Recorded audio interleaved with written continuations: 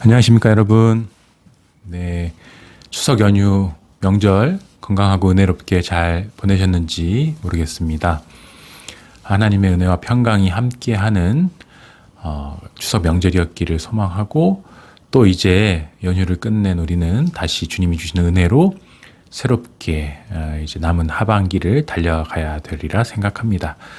오늘 이제 마태복음 네 번째 강의 시간을 맞아서 여러분께 마태복음 5장 내용을 소개하려고 합니다. 특별히 우리가 지금 산상수훈을 공부 중에 있었죠. 그리고 그 이후에 이어지는 팔복 이후에 이어지는 여러 가지 가르침들에 대해서 이제 살펴보려고 하는데요.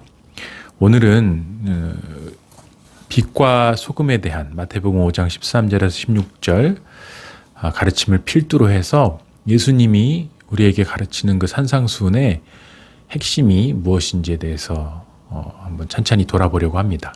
그런데 여러분, 우리 마음에 좀 각오를 해야 될 것 같은 필요가 있는 게, 이 마태복음 이제 오늘 우리가 배우려고 하는 내용들이 굉장히 강력해요.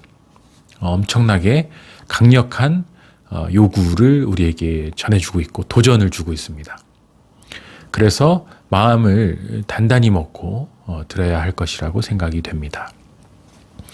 그런데 우리가 먼저 오해하고 있는 하나의 오해를 먼저 좀 짚고 넘어가야 될 것 같은데, 많은 분들이 오해하고 있는 게 있어요. 개신교는 이제 믿음만 강조하기 때문에 행위는 별로 강조하지 않는다.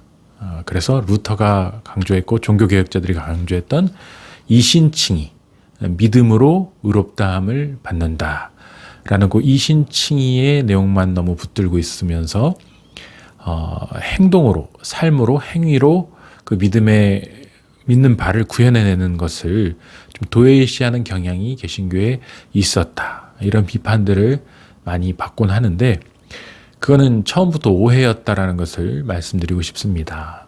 개신교는, 개혁교회는 한 번도 이 행위에 선한 열매로서의 행실의 중요성을 강조한 적이 없는데, 너무 우리가 많은 시간이, 500여 년의 시간이 흘러오면서 편의주의적으로 그런 이신칭의를 마치 면죄부처럼 우리 스스로에게 적용했던 그런 잘못들이 있었던 것 같고요.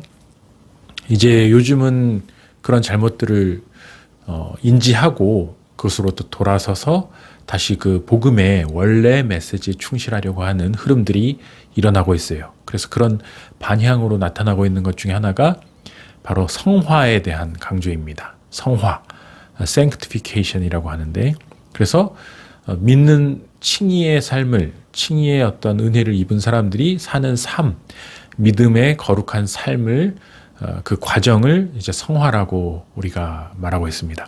그런데 요즘은 개신교에서도 가톨릭과 대비되게 성화를 굉장히 강조하는 흐름들, 설교들을 많이 보게 됩니다. 그런데 그 성화에 대한 강조, 믿음의 행실에 대한 강조는 원래 성경에 나와 있던 것입니다. 특히 오늘 우리가 볼 이 마태복음의 가르침에 굉장히 강력하게 나와 있는 것을 우리가 확인할 수가 있습니다. 먼저 우리 5장 13절에 16절을 제가 한번 읽어보겠습니다. 너희는 세상의 소금이니 소금이 만일 그 맛을 잃으면 무엇으로 짜게 하리요? 후에는 아무 쓸데없이 다만 밖에 버려져 사람에게 밟힐 뿐이리라. 너희는 세상의 빛이라. 산 위에 있는 동네가 숨겨지지 못할 것이요, 사람이 등불을 켜서 말 아래 두지 아니하고 등경 위에 두나니 이러므로 집안 모든 사람에게 빛이 느니라. 이같이 너희 빛이 사람 앞에 비치게 하여 그들로 너희 착한 행실을 보고 하늘에 계신 너희 아버지께 영광을 돌리게 하라. 아멘. 오늘 우리가 이 마태복음 5장을 전체를 다 다룰 거기 때문에 좀 빠른 속도로 나갈 거예요. 그런데 본문 하나하나를 다 다루진 못하겠지만 핵심을 이제 놓치지 말고 들으셔야 돼요. 이 핵심 키포인트를 우리가 인지하면서 계속해서 따라오시면 전체적인 말씀들의 내용들을 꽤 뚫어서 이해하실 수 있을 거라고 생각합니다. 그럼 여기서 키포인트가 뭐냐? 제가 말씀드린 것처럼 이제 성화의 삶이고, 그리고 선한 행실, 믿음이 요구하는 바에 그 믿음에 합당한 삶의 궤적들, 열매들을 강조하는 것이 오늘 주님의 말씀의 포인트라고 보시면 되겠습니다. 근데 여기서 너희가 소금이니 그 맛을 잃으면 무엇으로 짜게 하리요? 소금이 가짜 소금이면 이제 짜지가 않죠. 짜지가 않으면 맛이 없고 맛이 없으면 버려져서 사람에게 밟힌다. 이거를 대비시켜서 어디에 대비시킬 수 있냐면 믿음. 너희가 만약에 진짜 믿음을 갖고 있다면 그 믿음이 요구하는 짠 맛, 즉 선한 행실을 살게 된다. 선한 열매를 맺게 된다. 그러면 만약에 너희가 가짜 믿음을 갖고 있다면 선한 행실이 없고 선한 행실이 없으면 어떻게 됩니까? 바로 버려져서 사람들에게 밟히게 된다. 지금 예수님이 무엇을 강조하고 계십니까?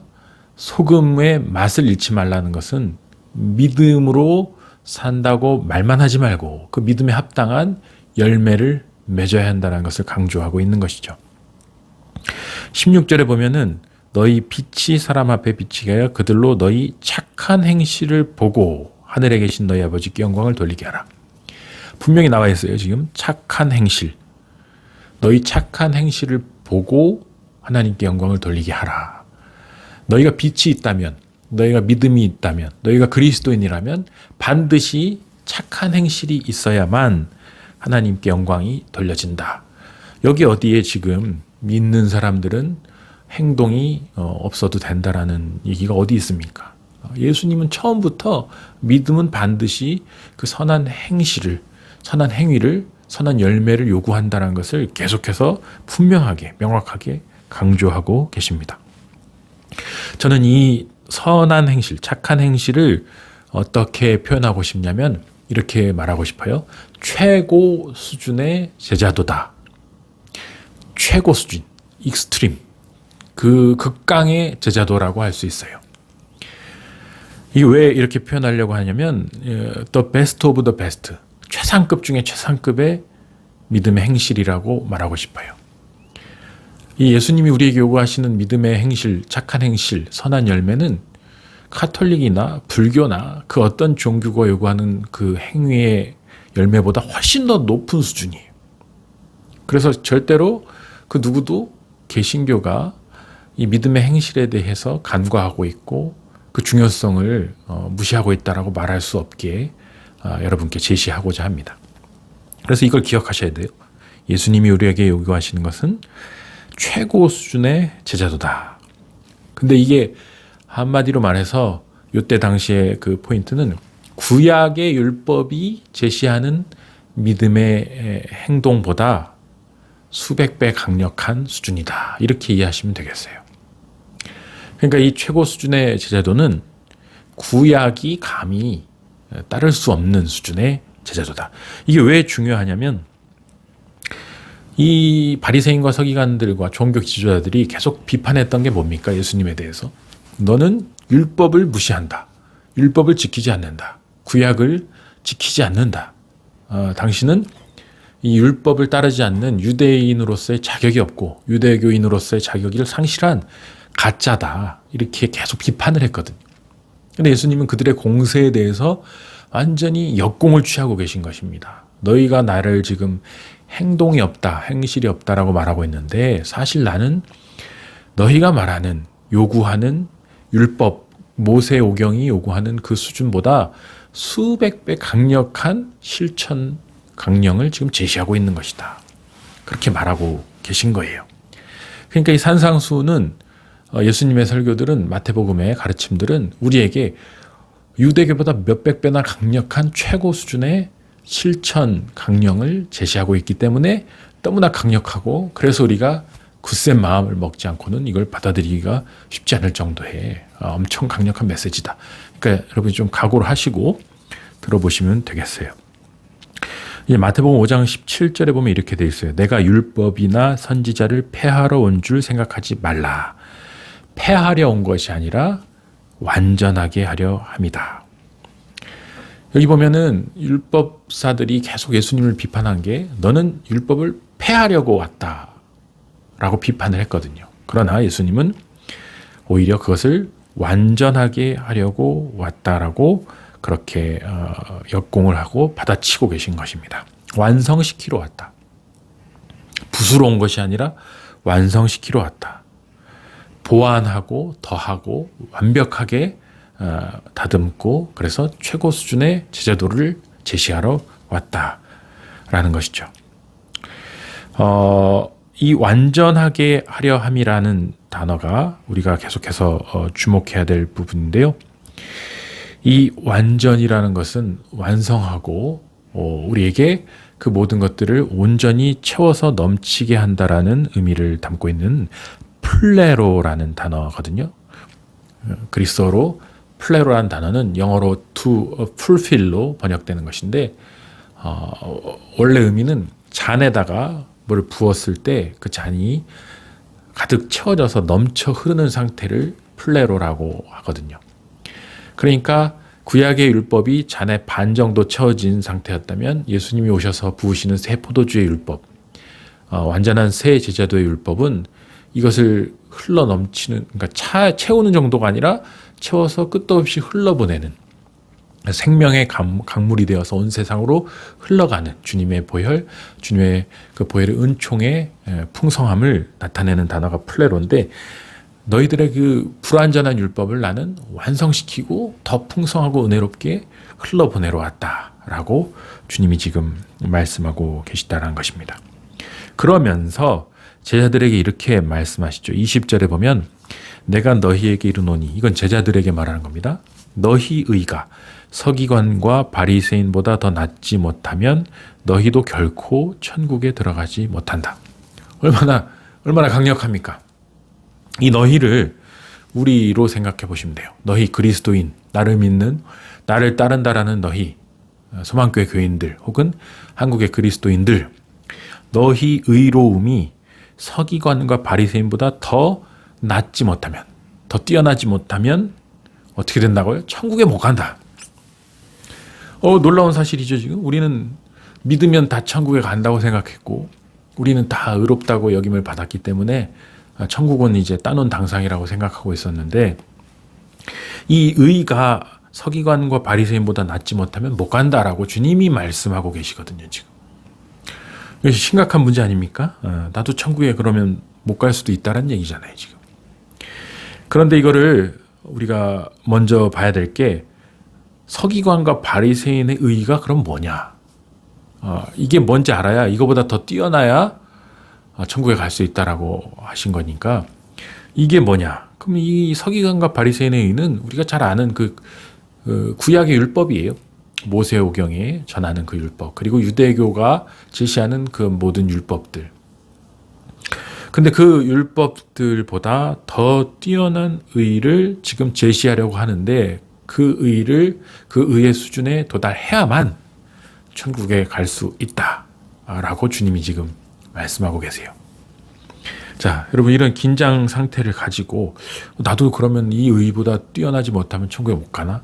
어떻게 되나라는 조급함과 약간의 긴장감을 가지고 그 다음에 예수님의 말씀에 대해서 계속해서 우리가 들어보고자 합니다.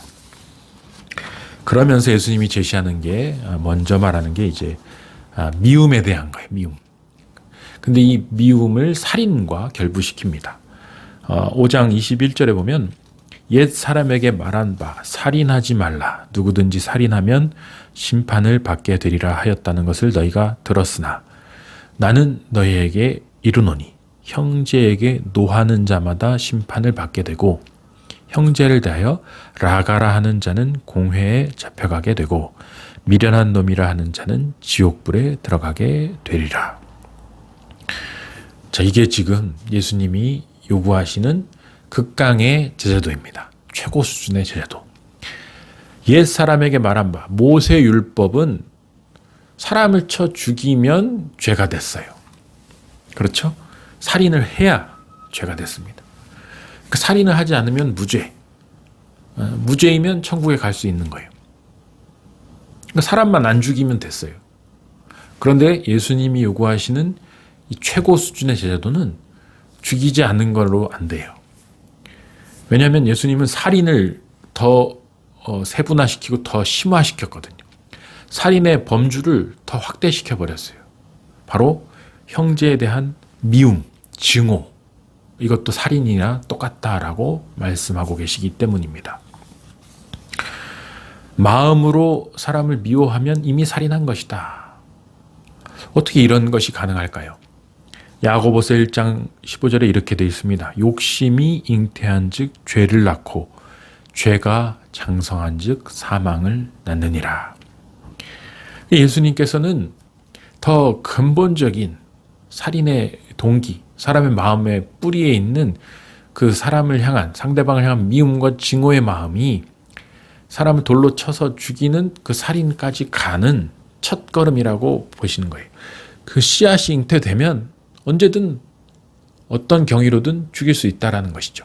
그러니까 비록 돌을 들어서 혹은 칼을 들어서 사람을 죽이지 않았더라도 마음속에 미워하면서 저 인간 죽이고 싶다라는 마음이 드는 그 자체가 살인의 태동이고 살인의 기획이고 살인의 시발점이라는 거예요. 그리고 그 시작 자체가 죄고 그 시작 자체가 살인이다. 이렇게 예수님이 치고 나오시면 우리는 섬찟합니다. 여태까지는 내가 사람을 죽인 적이 없으니까 난 죄인이 아니다라고 생각했거든요. 근데 네가 너의 형제나 자매나 혹은 뭐 아내나 남편 그리고 친구나 이웃을 혹은 자동차를 운전하다가 가면서 갑자기 끼어들게 해서 나를 열받게 한 저 타인, 이름 모를 타인에 대한 증오심을 갖는 순간 이미 너의 살인은 저질러졌다라고 주님이 말씀하고 계십니다. 이미 그것이 잉태된 순간 나올 수밖에 없다라는 것이죠. 아이가 자궁에 잉태되면 자라서 생명이 되어 나오듯이 죄가 착상되면 그 미움이라는 죄가 착상되면 반드시 살인이라는 결과로 나오게 된다. 얼마나 무시무시하면서도 굉장히 심오하면서도 아주 근본적이고 더 원초적으로 우리의 죄된 본성을 추적해 들어가는 예수님의 말씀이다. 그래서 더 최고 수준의 제자도라고 말할 수 있는 것입니다. 그러면은 이 죄를 씻을 수 있는 길은 무엇인가? 이 예물로는 안 된다는 거예요. 예배로는 안 된다는 거예요. 여기 보면은 24절에 예물을 제단 앞에 두고 가서 화목하고 그 후에 예물을 드려라. 네가 아무리 비싼 예물을 바치고 아무리 정성을 다해서 예배를 드려도 그걸 리추얼이라고 하죠. 리터지. 제의를 규정대로 다 한다 할지라도 마음으로 미워하고 있는 상태가 해결되지 않으면 그 죄인은 너의 그 살인죄를 씻어줄 수 없다는 거예요. 무시무시한 말입니다, 여러분. 무시무시한 거예요. 저는 이거 너무 무섭기 때문에, 왜냐면 여기 보면 형제를 미워하면 지옥불에 간다고 돼 있잖아요. 지옥불에 가기 싫기 때문에 어떻게 하냐면 저는 시시때때로 미움이 몰려올 때가 있거든요. 막 그 누군가에 대한 분노가 오고 미움이 들 때가 있잖아요. 그럴 때 늘 이 말씀을 기억해요. 이거 안 되지. 내가 이러다가 지옥불에 갈 수 있지. 이 미움 자체가 죄라고 하셨으니까 주님, 저는 바로 회개 기도를 합니다. 주님, 제 마음속에 그런 미움이 든 것에 대해서 용서해 주십시오. 회개합니다. 그리고 그 사람을 내가 왜 미워하고 있는지 좀 알게 해주시고 그 미움의 근본적인 원인에 대해서 해결해 주십시오. 내가 저 사람을 왜 못 받아들이고 있고 저 사람의 이런 부분이 왜 미운지 그걸 어떻게 하면 해결할 수 있는지 그거를 주님께 구합니다. 그리고 용서를 구해야 되는 상황이 오면 용서를 구하고요. 그렇게 해서 반드시 내 마음속의 성전을 정화시키는 일을 합니다. 기도할 때 반드시 그걸 하셔야 돼요, 여러분. 왜냐하면 우리 주님이 요구하시는 것은 이 마음의 성전에서 저질러지는 이 살인을 금하시는 것이고 그것을 정화시키기를 원하시기 때문에 반드시 거기 순종하셔야 돼요. 그래서 그 당사자와 화목해야만 그 예물이 유효하다. 그 당사자와 화목하지 않은 채 예물만 가지고 제의적인 어떤 리추얼을 가지고 나를 속이려고 들지 마라. 그것이 지금 주님이 얘기하시는 거예요. 근데 구약 율법은 그렇지 않았거든요. 구약 율법은 사람을 죽였어도 뭐 잘못을 저지르고 도둑질했어도 리추얼대로만 하면 용서를 받았거든요. 그래서 더 깊은 심부로 들어와서 우리의 마음 깊은 영혼 깊은 곳에 죄악의 씨앗까지 터치하고 그것을 제거하시는 것이 바로 주님이 요구하시는 제자도의 그 핵심이다. 이렇게 보시면 되겠어요. 그 다음에 마음의 간음, 마태복음 5장 27절에서 32절. 또 간음하지 말라 하였다는 것을 너희가 들었으나 나는 너희에게 이르노니 음욕을 품고 여자를 보는 자마다 마음에 이미 간음하였느니라. 이것도 굉장히 우리를 힘들게 하는 부분입니다. 왜냐하면 이것을 지키지 않을 경우 내 오른 눈이 너를 실족하게 하거든 빼어내버리라. 내 백체 중 하나가 없어지고 온몸이 지옥에 던져지지 않는 것이 유익하다. 이거를 제대로 하지 않을 경우 지옥에 던져진다고 말씀하고 계시잖아요. 얼마나 살벌합니까? 근데 간음과 마음의 간음의 차이가 무엇입니까? 간음은 쉽게 말하면 그 다윗이 밧세바를 이제 유혹해서 동침하고 그런 육체적인 관계를 맺는 그걸 말하는 거잖아요. 그 구약의 간음은 명확합니다. 육체적인 어떤 선을 넘었을 때 그걸 간음이라고 하거든요. 그렇게 했을 때 율법 규정대로 처벌을 받습니다. 근데 여기 주님은 마음으로 이미 음욕을 품는 순간 간음한 것이다. 다윗이 밧세바를 보고 아름답다. 저 여자와 관계를 맺고 싶다라고 생각한 그걸로 이미 음욕을 품었다라는 거예요. 다윗이 그때 딱 멈추고 뭐 안 했다고 할지라도 이미 그걸로 음욕을 품었다는 거예요. 예수님은 그러니까 다윗에게 대해서 훨씬 더 엄격한 기준을 지금 제시하고 계신 거거든요. 그래서 이런 생각도 제가 예로 들어봤어요. 은행을 우리가 턴다고 해보시죠. 뭐 아마 그럴 일 없지만 어쨌든 은행 강도예요. 그래서 저 은행에 뭐 돈이 얼마가 들어있고 경비가 몇 시에 어떻게 순찰을 하고 그 다음에 우리가 팀을 이뤄서 갔을 때 몇 시에 들어가서 어떤 무기를 가지고 어떤 식으로 몇 초 내, 몇 분 내에 이걸 털어서 나오면 안전하게 도망칠 수 있다. 그래서 그거를 계획하고 날짜를 정해놓고 이제 실행할 날만 기다리고 있어요. 근데 그게 뭐 계획이 틀어져서 그걸 못했다. 그러면 저는 은행 강도가 아니죠. 안 했잖아요. 네. 은행도 그대로 있고. 그런데 주님은 그 계획을 세우고 실행하려고 했다라는 것 자체가 죄라고 말하고 있는 것입니다. 여기서 음욕을 품고 여자를 본다. 이게 지금 어느 수준인가? 저는 이거를 뭐 길거리 지나다니다가 와, 저 여인이 아름답다. 혹은 뭐 저 남성이 뭐 멋지다. 이거 말하는 게 아니에요. 이거는 지금 내가 아까 은행을 털려고 하는 것처럼 기회와 방법과 수단을 총동원해서 저 여성과 이성과 어떤 부적절한 관계를 맺겠다라고 마음을 먹고 틈을 노리는 상태. 그렇게 보는 게 타당하다. 자, 그렇게 품고 계획을 누리고 있지만 하지 않았다고 해서 무죄다. 이게 아니라는 거예요. 이미 그렇게 계획을 품고 있는 것 자체가 유죄라는 거예요. 그렇기 때문에 주님께서는 이 본능적인 욕구, 본능적인 어떤 탐심, 본능적인 어떤 그 원초적인 욕구에 대해서도 이거 지금 죄라고 규정하면서 이걸 제어하지 못하면 차라리 눈을 빼서 버리는 게 지옥에 안 가는 것보다 낫다라고 아주 강력한 요청을 하고 계시거든요. 근데 지금 이 율법을 이 시대에 적용하면 난리 날 거예요. 왜냐하면 지금 이 시대의 SNS나 인터넷이나 뭐 미디어에 얼마나 이런 많은 어떤 유혹들이 넘쳐납니까? 우리의 아이들, 청소년들에게도 이런 유혹들이 너무나 노출되고 뭐 N번방 사건이든지 수많은 성추행과 폭행의 사건들이 지금 너무 많이 일어나잖아요. 우리는 좀 경각심을 가지고 그런 사태들에 대해서 임해야 될 필요가 있어요. 이런 성의 문제, 음욕의 문제에 대해서 예수님은 굉장히 엄격한 잣대를 들이대고 계시고 이것에 대해서 우리에게 준수할 것을 요구하고 계시거든요. 이것도 지금 보면 율법보다 훨씬 강력한 거잖아요. 율법은 실행했을 때 문제라는 것이지만 지금 예수님은 실행 전 단계, 기획 단계, 계획 단계로도 이미 똑같은 죄인이라고 말하고 있는 것이기 때문입니다.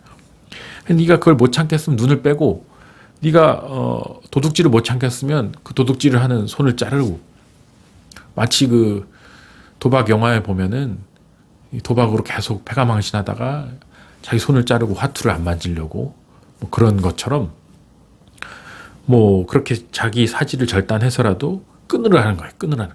굉장히 강력한 요구예요. 근데 이 요구가 얼마나 강력하면 주님이 이런 요구를 하시겠어요. 그만큼 힘들다는 거예요.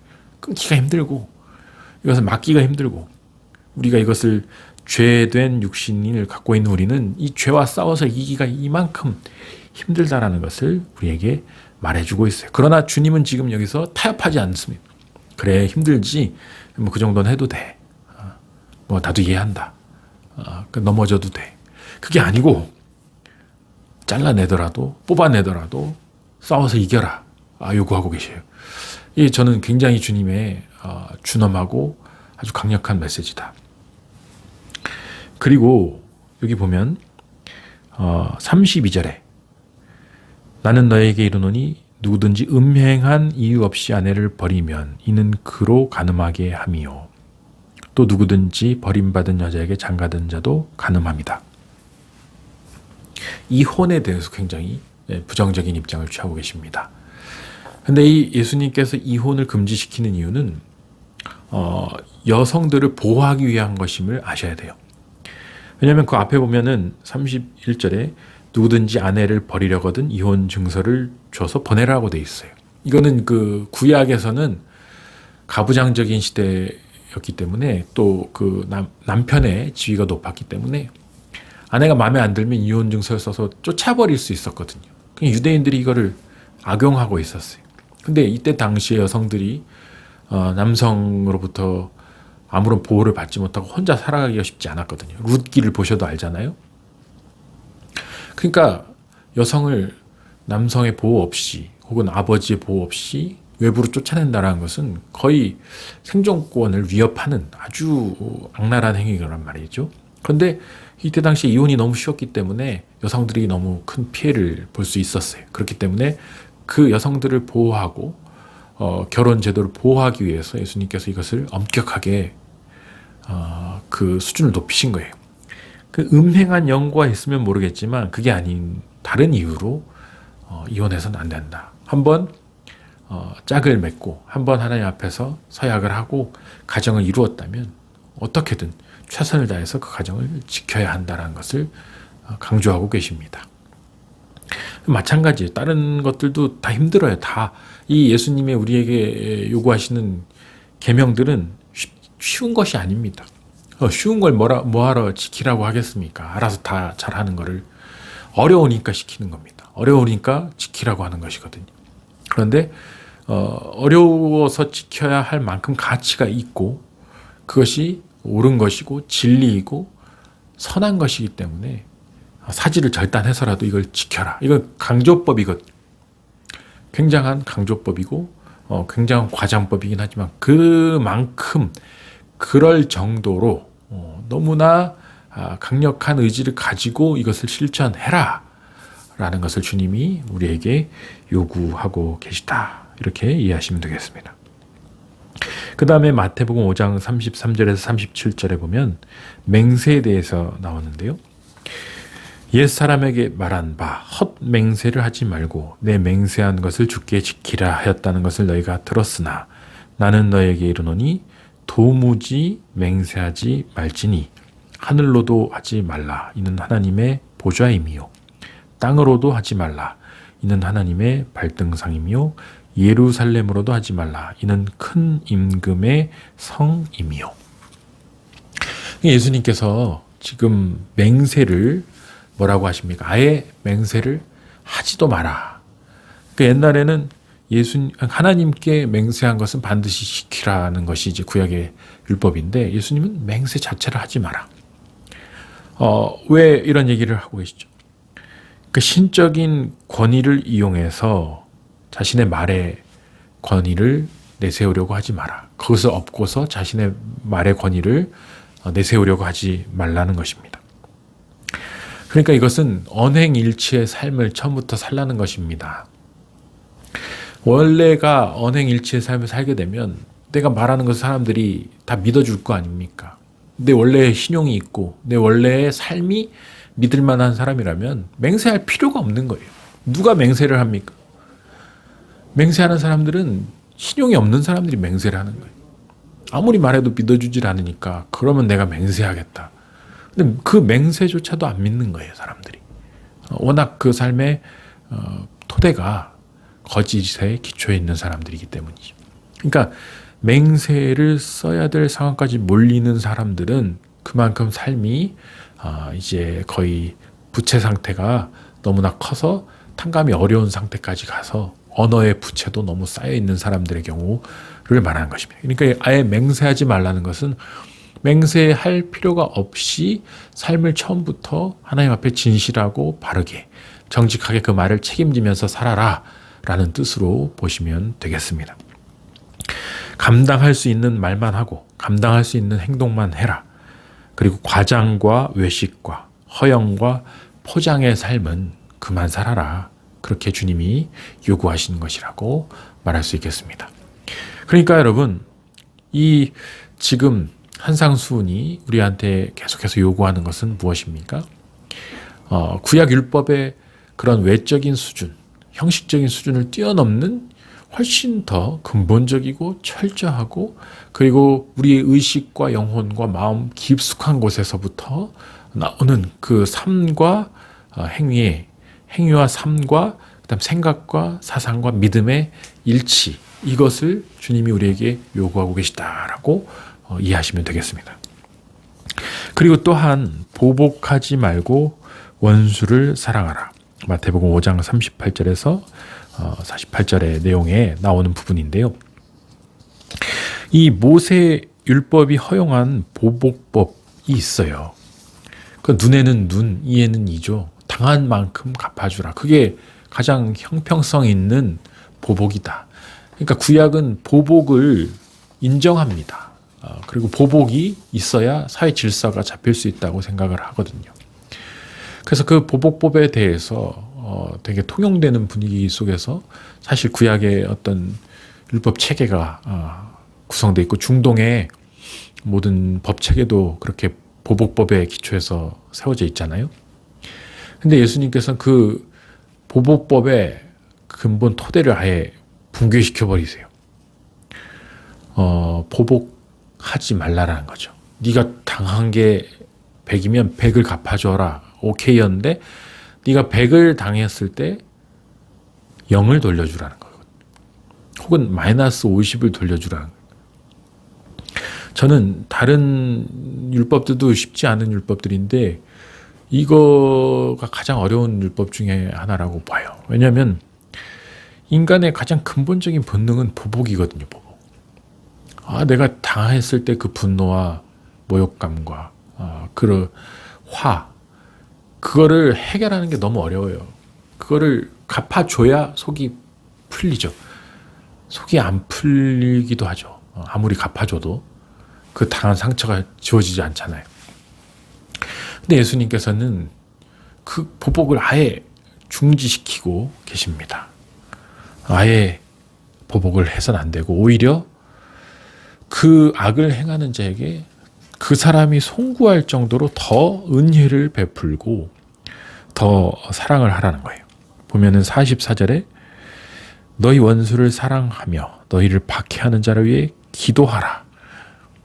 원수를 사랑하라고 돼 있어요. 내 남편, 내 아내, 내 아이 사랑하기도 힘든데 온전한 마음으로 힘을 다해 사랑하기도 쉽지 않은데 원수를 사랑하라고 요구하고 계신 거예요. 그리고 이게 어떻게 가능한 일입니까? 이건 가능한 일이 아니잖아요. 어떻게 이런 일을 할 수가 있어요? 또 왼뺨을 때리면 오른뺨을 돌려대고, 내 것을 요구하는 자에게 몇 배를 더 달라고, 더 주고, 지금 소송, 뭐 민사소송, 형사소송, 소송이 넘쳐나고 법정에서의 싸움이 갈수록 더 넘쳐나는 이 시대에 이 예수님의 이 율법이 우리에게 요구하는 이 수준이 과연 이게 타당하냐 이거예요. 누가 이렇게 살 수 있어요? 자, 누가 이렇게 살 수 있겠나?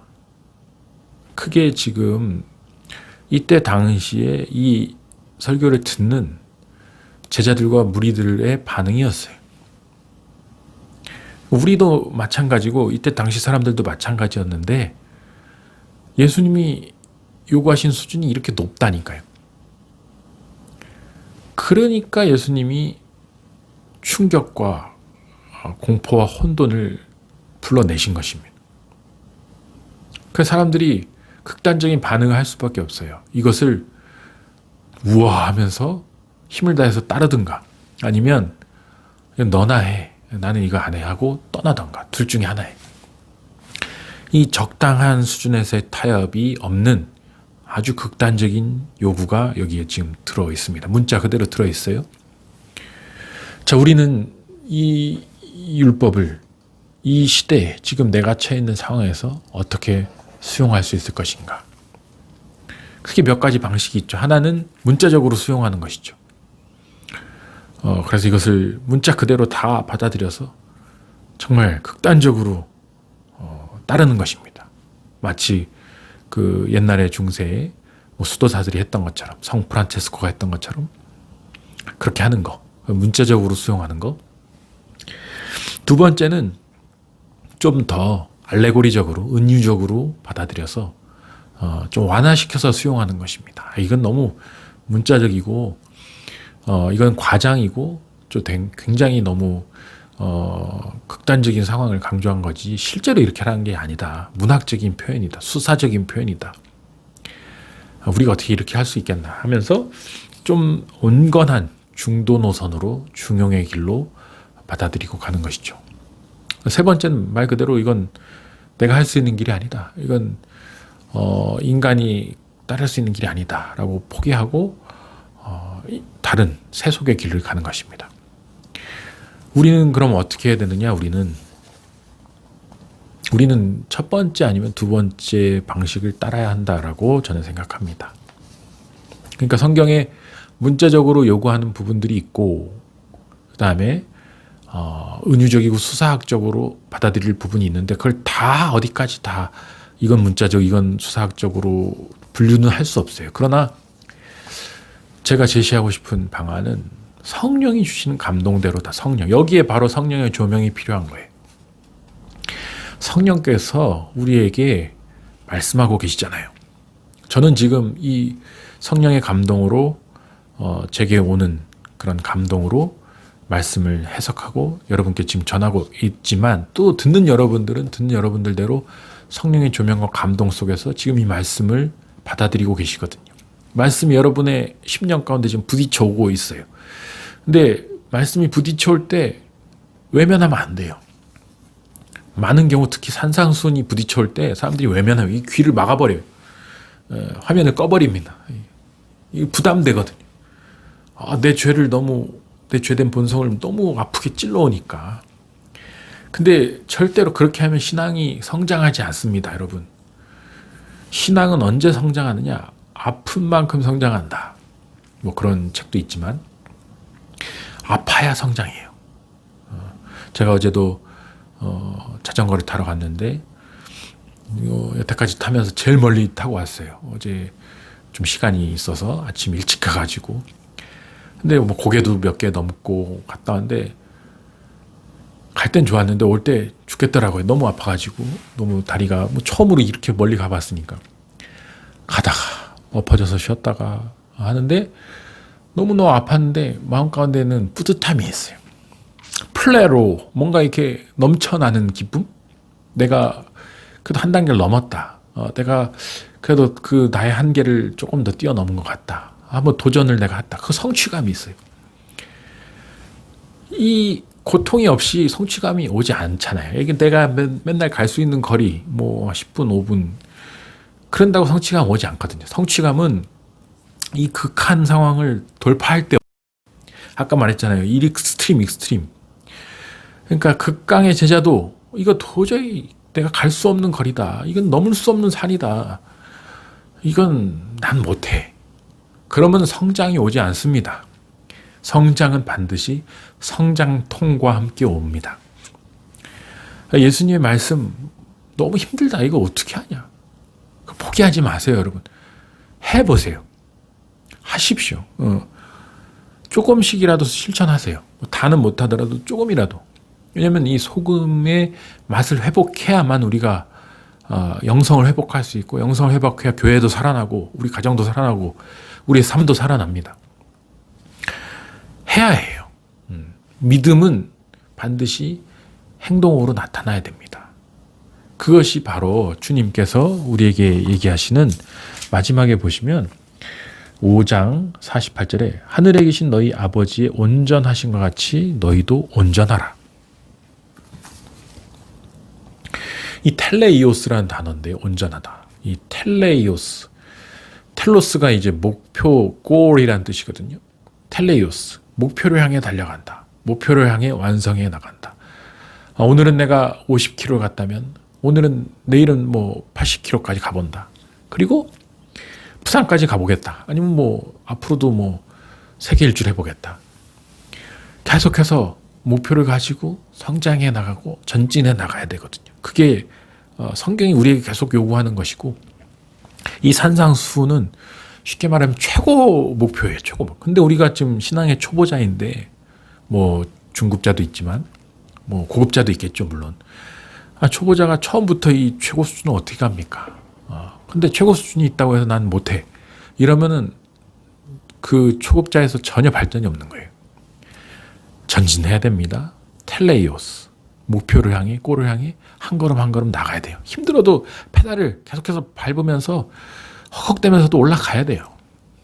그러면 성장이 있다. 물론 아파요. 지금도 아픕니다. 예. 근데 아픈 만큼 성장한다. 아픈 만큼 우리는 성숙한다. 그리고 그리스도에게 더 가까워질 수 있고 더 온전해질 수 있다. 저도 여기 나온 이 모든 계명들을 못 지킵니다. 다 미워하고 뭐 간음은 아니더라도 음욕의 마음이 막 들기도 하고, 정욕으로 인해서 힘들기도 하고, 여러 가지 유혹과 시험과 아픔들이 있어요. 그러나 넘어지고 쓰러질 수 있습니다만 싸워야죠. 다시 일어서야죠.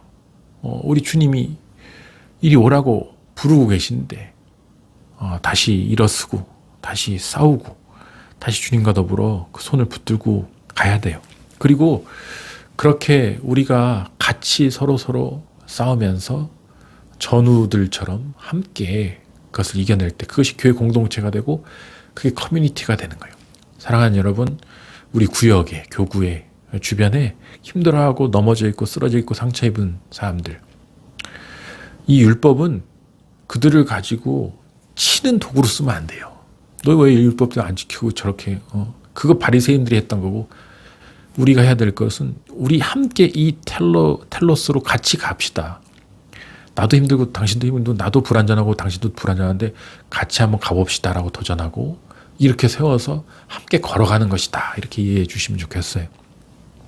사랑하는 여러분, 오늘도 내일도 또 이번 한 주도 이번 한 달도 주님이 주시는 은총으로, 주님이 주신 성령의 감동으로 나에게 부딪히는 그 말씀들을 붙잡고 살아내는, 그래서 하나님의 온전하심과 우리 주님이 요구하시는 완전하심을 향해 한 걸음 한 걸음 더 나갈 수 있는 우리 모두가 되실 수 있기를 주님의 이름으로 간절히 축복합니다.